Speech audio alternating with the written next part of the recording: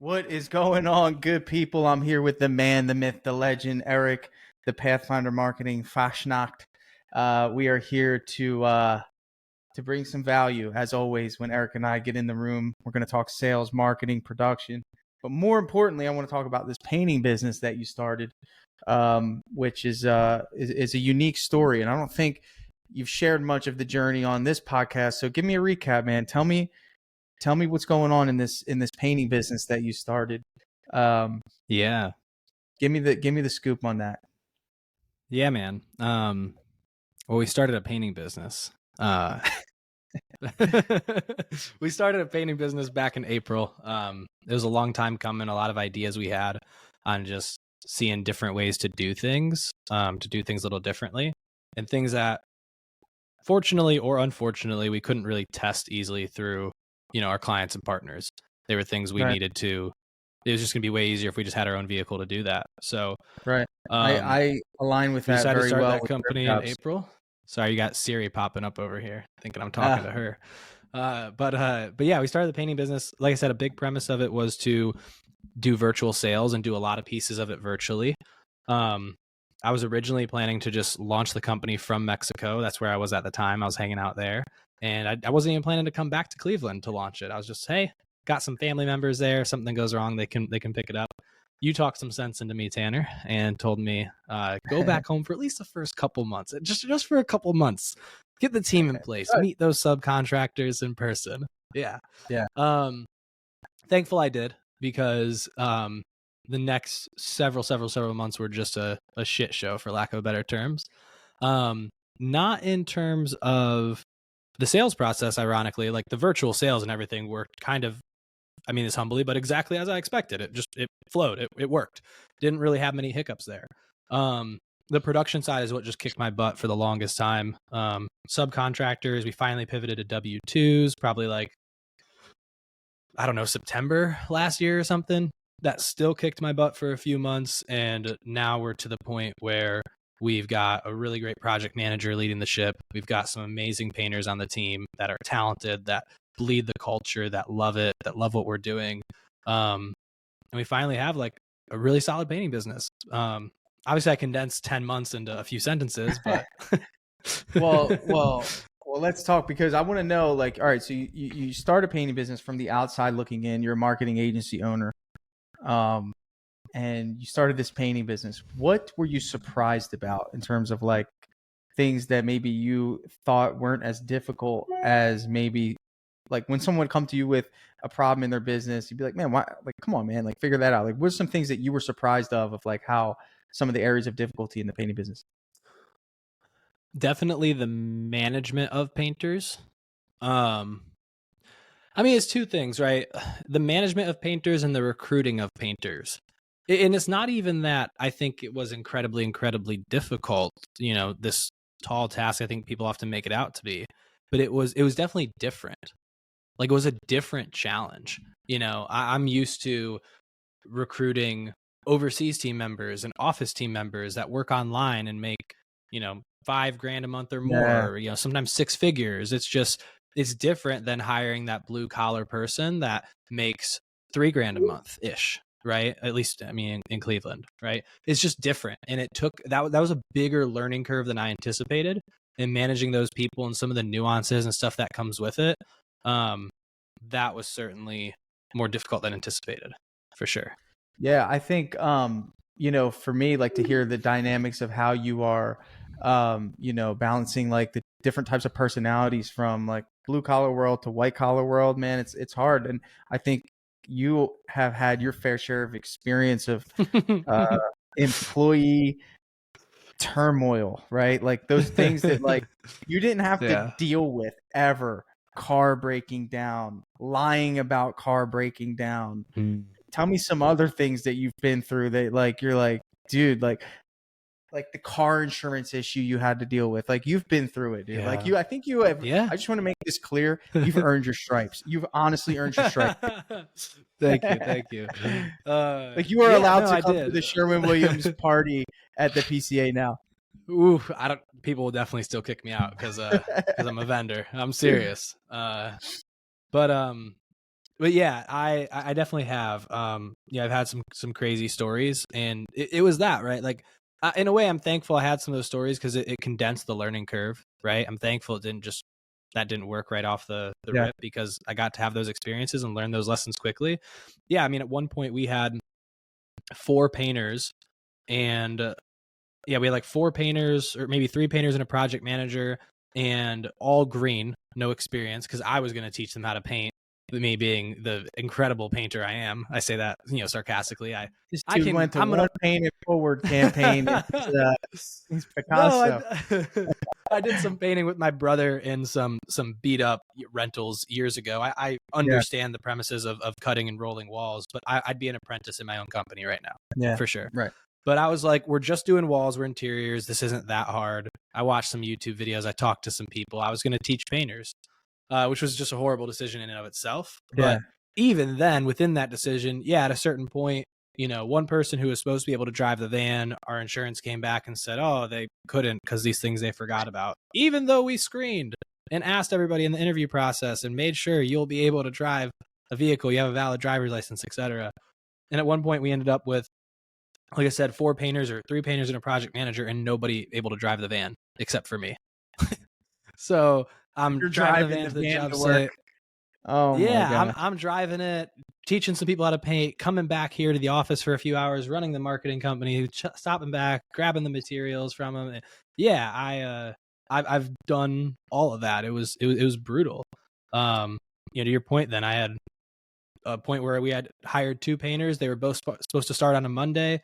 We actually scheduled in a training day where we actually went to my parents' house, and we were going to paint a few of their rooms as like training, because one of our apprentices really needed it. At this time, we had just hired one of our very experienced painters who's still with us today and really moving things forward for us. So we're like, we're going to do some training and bring these 2 new people in training day, build some morale. It'll be great. Neither of those 2 team members ended up starting that day. And on Friday, they were both supposed to start. The one Wait, so took they a didn't different. show up, right? It was a no-show, right?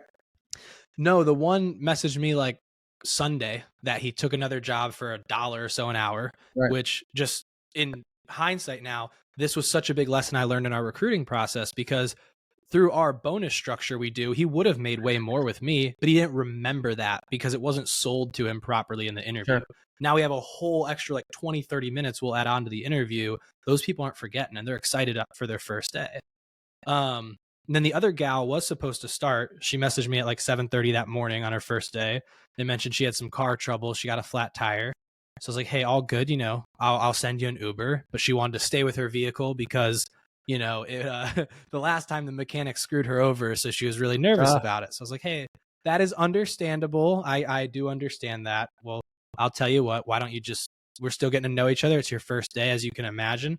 Send me a photo of the tire. Oh my god, I forgot about this, bro. Do you remember this? Yeah, because you helped me through this, bro.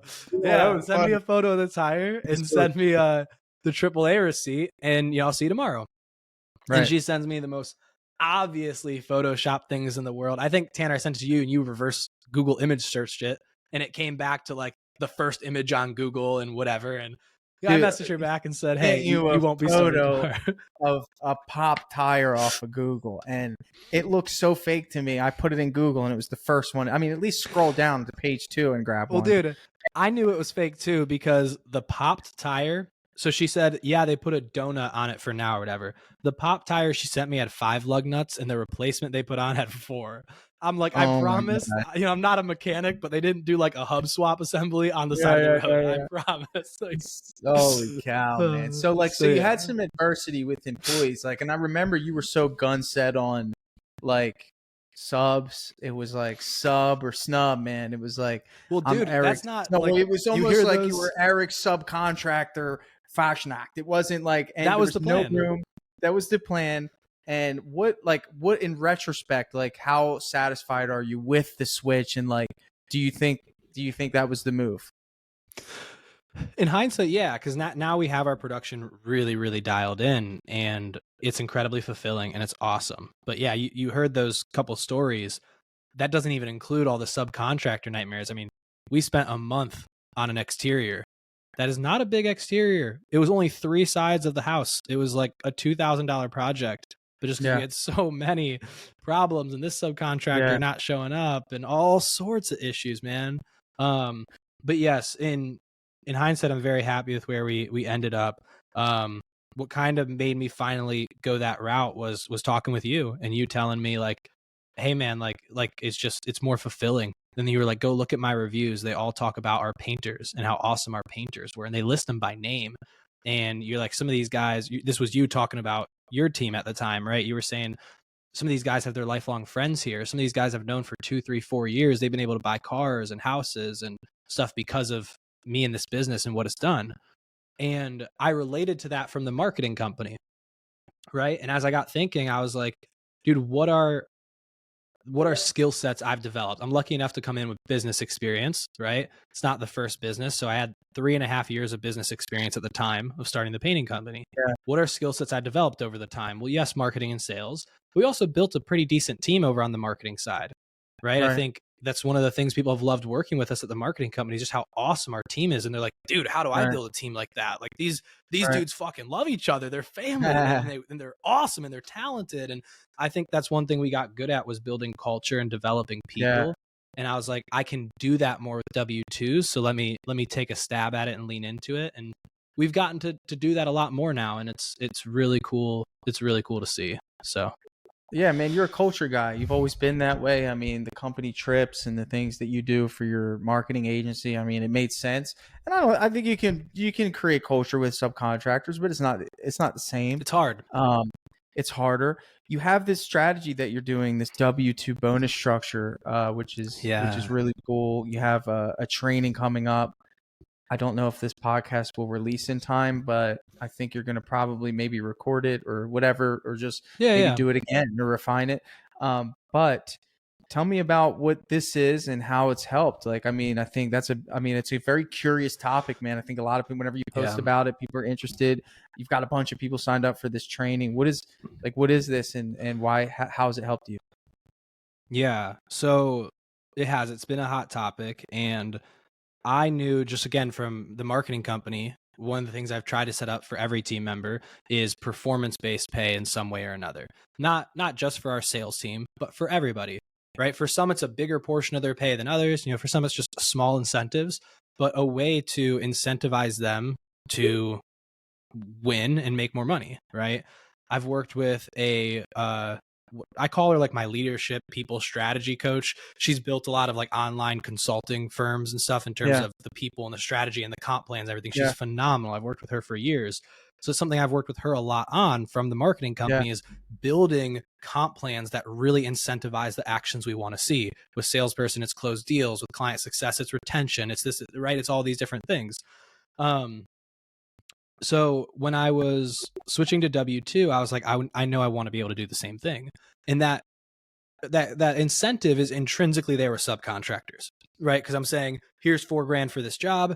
If they finish it faster, they're making more per the time they spent. If they do a great job, they're going to get more work from me as the business. Like it's intrinsically there already, just by the nature of the setup. It's not there with W2s. And you see this all the time. I saw it all the time through our clients' businesses of, our guys are just milking the clock. There's no motivation. There's no pep in their step. We're going to go over on our budget for this. The job costing is going to be crap, et cetera, et cetera, et cetera, et cetera. Right. You saw it time and time again. And then two, again, as I'm working with this portion of the workforce, I see more of that. I see less of that when I'm, interviewing the person making $6-7 grand a month in the office. It's just, I don't know. It's just not talking down on anybody. I love everybody, but like, it's just how that's been. So I knew I wanted some sort of performance-based pay. I knew I wanted to incentivize them towards actions that moved the needle for the business, which is not just number of hours worked. So we tested a bunch of different bonus structures. We got our ass kicked with a bunch of them too. And we finally got this one that's working pretty dang good. Where really in very short, simple terms, each project gets assigned a certain amount of budgeted hours, which is just based off math and our average labor rate and whatever. Gets assigned a certain amount of budgeted hours to the team. They know that ahead of time. This was a big piece we messed up early on, is our painters didn't have transparency around it. So it was always just a carrot on a stick.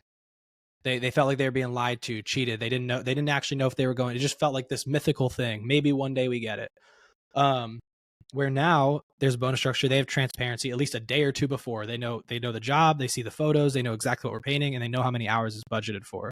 And every day they know where they're at with that. They have a KPI, just like a salesperson, just like another role. So they can see it. And then if they beat their budgeted hours, right, the extra hours, let's say it was budgeted for 40 hours, they finished it in 30, those extra hours get distributed to them in a bonus. There's more to it. There's the weight that gets distributed at, so it's all equal and fair. If somebody was sick one day, there's a yellow slip system in case there's callbacks and people have to, come back, because that's the con, right? Is what if everybody just rushes through it to beat their hours? So there's a lot of pieces to it, but that's the core structure at its core. I think what you're doing is creating a really cool solution to not a problem, but just this gray area. It's like, man, like you want your team to be motivated to move fast, but you also like understand that, like, would you move extra fast for nothing? Like, I mean, would you, like, there's got to be something there. And I don't have a bonus structure. I think for me, we've made it so far because I kind of pay well up front. And there's just this very heavy understanding of our timelines that, like, that's kind of the gear that we're in. It's like they just know that that's my job, is to hit these timelines. So some people will argue, it's like, why are you bonusing people to do their job? And well, here's the thing. Out of the gate, and look, you can absolutely build an awesome company without a bonus structure, right? We were just talking to a guy the other day that does like 11 million a year, no bonus structure, anything, all W2, right? No kidding. But yeah, so totally possible. Here's what I found, right? Again, I want to incentivize the actions I want to see. So I'm not necessarily incentivizing them to do their job. Let's say a project is budgeted for 60 hours. If they complete it in 60 hours, I'm saying, good job. You did your job. Congratulations. You didn't get any extra. But if you exceed expectations, so my expectations were this job is budgeted for blank hours, is that you complete it in that amount. Well, then if you exceed expectations, you can get paid more, right? We get paid by the value we provide to the marketplace as a business or as an employee to our employer and job. Well, if you can provide me more value, I can pay you more. If you can get things done faster with the same level of quality, you can get paid more. If you get more 5-star reviews, you can get paid more, right? If you get leads for the business, you can get paid more. Like, so I incentivize the pay so that as they provide more value to the business, they can get paid more as well. Yeah. And that makes sense. It's like, you're adding value to the business. And I do give incentive if they upsell something in my company. Yeah. They get 10% of anything they sell on the job. They get $25 per review. So there's some incentives there, but the performance pay and the hourly pay, because now let me ask you this, because this is the other side of the coin. What if it goes above the allotted hours? How do you handle that? Great question. So if it goes above the allotted hours, if it goes above the allotted hours, there's not necessarily a consequence, right? It's something we're monitoring carefully, right? So if a crew goes above hours, consistently, we're auditing that and looking at that and having a conversation. The way I've designed the structure is so that they should be bonusing on like 80 to 90% of projects. So basically what I've done, just for real simple math, because everybody knows this example, I took a 4-hour bedroom example, quote unquote, right? The 12 by 12 to 15 by 15 bedroom, couple pieces of furniture to move, couple nail pops, etc. The Nick Slavic 4-hour bedroom. I took that example and went, okay, somebody that has passed an apprentice in our company, that they're at least at what we call painter level, they can do a 4-hour bedroom consistently. Well, when we sell that 4-hour bedroom at the price we're selling it for, and the percentage of that cost we can associate to labor, we're going to give them about 6 hours to complete that 4-hour bedroom. So you beef it up a little. Oh yeah. So even if stuff goes wrong, even accounting for some extra prep time, etc., even with a little bit of inefficiency, they should still hit they should hit bonuses on most projects. Now, obviously, sometimes we give a little discount to customers, this, that. There's going to be things that some projects are going to be a little harder than others. Certain projects you look at, you're like, oh, this is a home run. The team's going to make bank on this. But yeah, that's how we account for that. Like with that in mind, they're not normally going over. So if they go over, there's no consequence except for we're watching it carefully, and we may have to have obviously a tough conversation at that point if it's consistent. But if they have a callback, that's where we have yellow slips, right? So if they just rush through a job and they crush it and they all make an extra $5 an hour, but then we have to come back, there's a yellow slip. So the team that's responsible for that yellow slip goes out and fixes it, right? And the hours that they spend driving there, fixing it, etc., those hours are tracked as a quote unquote yellow slip. And then those hours are taken out of their next week's bonuses. So if they make 20 an hour, they spent 5 hours there fixing that, $100 would be taken out of their following week's bonuses. Yeah. All right. So there's some accountability. What I like about what you have, and like, I mean, someone listening to this is probably like, dude, there's no friggin' way I'm going to be able to track all this stuff.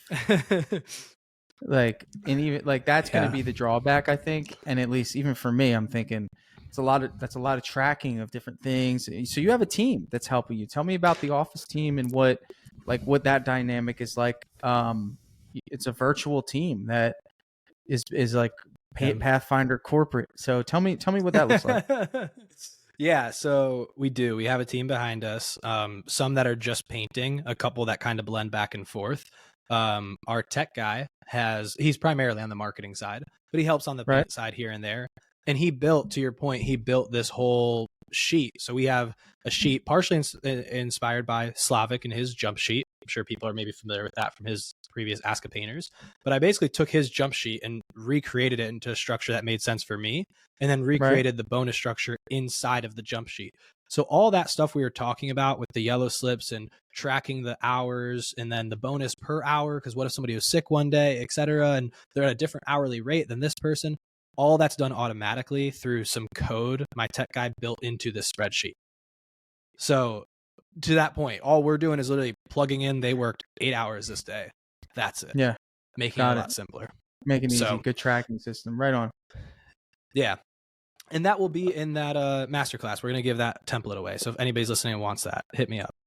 But in terms of the rest of the team, we have a appointment setter, right? Somebody that's calling all of our leads, booking appointments for the sales team. She's in Mexico, right outside Puebla. We have just casually, right? Hanging out in Mexico. But we have our sales guy who actually lives 2 hours south of Cleveland, down in Columbus. We have our recruiter / project coordinator, who's over in Kansas, right outside Kansas City. And eventually, as it grows, that'll be 2 roles, right? She'll move into full-time recruiting. And again, we'll probably hire somebody in Latin America overseas to do the project coordination and the scheduling. And that's what the office team looks like. And then obviously I do a little bit of that, kind of fill in the GM role. So what I'm hoping to do here is just kind of like, look, virtual sales is on the way. It is. And I think you're really doing a great job of leading the way in that. I'm proud of you for that. You kind of helped me shake some of my limiting beliefs of how virtual sales you're running the whole company virtually aside from obviously the painting. Soon AI will be able to do that and you won't have to even need painters. So, but what's cool is that like really what I'm hoping to open up the doors here is like, there's people operating at such a different level right now. Like, and I think just, you got the VA in Mexico, you're positioning all these pieces to be able to create a culture virtually, and it's working. So that's really something worth talking about, man. And I know you're going to be doing a lot of educating on the topic. Again, I don't think this will be out by the time it'll be okay for us to promote this, but how can they reach you, man? What's the best way? So wait, what time is this going out? By the time this goes out, we'll probably have everything 1st. Changed. Yeah. So we'll have everything changed by now. At least we should. So it'll be at Eric the Painter on everything. Okay. Eric the Painter on Facebook, Instagram, YouTube. Yeah, Eric the Painter, who doesn't paint. Who doesn't really paint. But no, I think, but also from the perspective of, look, like if you're listening to Eric, you're like, dude, I like this guy's vibe. He can help you with marketing, Facebook ads, building your reputation online. That's his specialty. And also the coaching. And we have a couple minutes, but how has being a painting contractor helped you be a better coach in your weekly masterminds that you do for your marketing clients? Yeah, it's totally changed it in kind of ways I didn't expect, but it's been really cool where we've always been able to coach on sales, right? Like my sales coaching methodology hasn't necessarily changed since before I started the painting business, but now we have Right. examples. Now I have Right. like case studies, right? And real tangible stories. And I say, hey, John, I know what you're saying, but I just talked to a customer the other day and this is how I handled it. Right. So there's real stories. We've actually like, because our estimates are virtual too, they're super easy to record.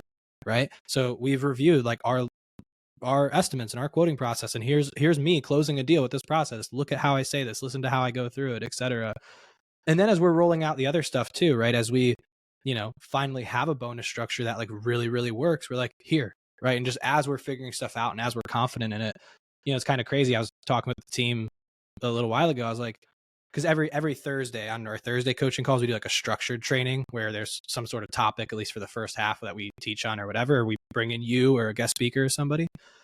And through those Thursday sessions, as we've rolled out stuff from our painting business, it's like we almost created accidentally like a mini like how to start a painting business course, and like how to organize, how to do the business side of painting, Right. of running a painting business, and that's been super It's cool a and huge really topic, fulfilling. man. Being able to, Yeah. like Yeah. I was just on a call with a client the other day who was like super amped. He's like, I want to double my ad spend, scale up, like we're crushing it, all this sort of stuff. And I ran through stuff with him. I was like, dude, your gross profits, no, you're gonna tank yourself. Like we need to fix gross profit first. And being able to see that now really operating the inside of one, it's really like cool. It's really fulfilling. You're like a mastermind, the have both ends of the spectrum, the marketing side and the painting side. Ton of value, man. This was a rapid fire podcast, really just to come out, get your voice heard. I think you're a great person. I think you're a genuine guy. You don't really get a lot of credit for anything. You just give and share. It's like, we had a conversation the other day about like just things that you created that people take credit for, and you're humble. Dude, but I just want to put dude, you out literally there. Literally, my mom texted me the other day and was like, another copycat, and sent me a screenshot of somebody copying our ads. So like, even my mom sees it.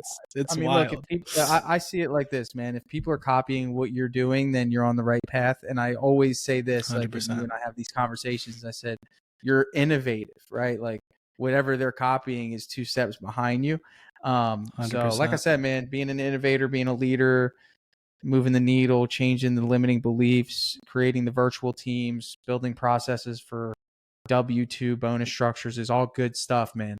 A lot of people worry about how they're going to keep their team motivated day after day after day after day after day. And it's like, this is a strategy that creates some variable, creates some incentive, and motivates people. So anyway, I love it. If you want to meet with Eric or talk to him, at Eric the Painter on all socials. Hire him for marketing, jump in with his masterminds, buy his courses, get involved with him. That's it. I appreciate you. Awesome. Thank you. All right, my man.